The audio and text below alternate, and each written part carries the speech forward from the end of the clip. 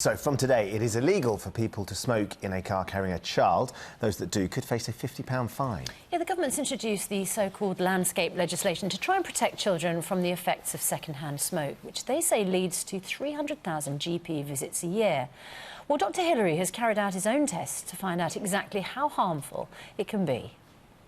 If scientists wanted to prove beyond all doubt that smoking in a car was harmful for children in the back of the car, window up or down, a good choice would surely be the school run.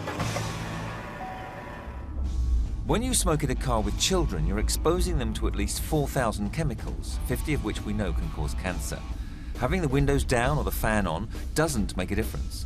Newcastle University did a simple experiment to show this. So what have we got here?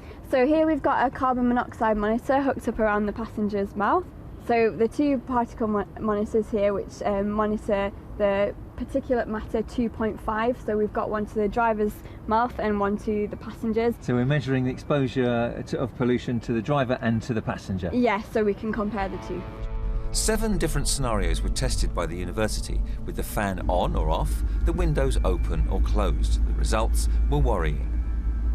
Just the visible smoke or particulate levels near the test child peaked 235 times higher than recommended safe levels. And remember, 80% of cigarette smoke is invisible.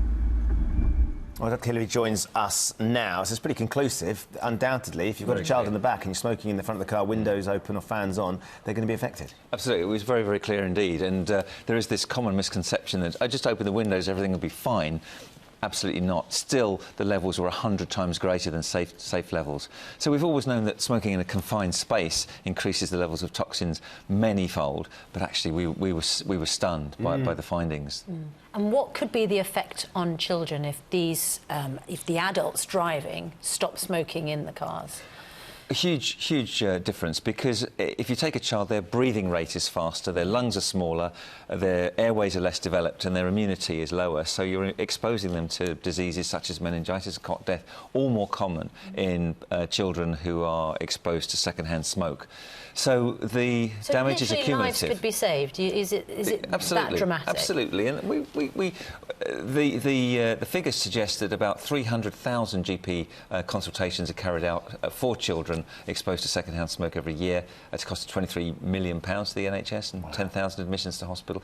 So there's a real benefit to parents saying, actually, whether it's illegal or not, which it now is to do that, it's in my child's interest. If I love my child, if I want to care for my child as best I can, smoke anywhere other than in the car when they're driving with you. If for some reason the parents didn't know that in the first place and they had been doing this, they decided, look, from today, do you know what, I'm going to listen to this law and I'm not going to do it.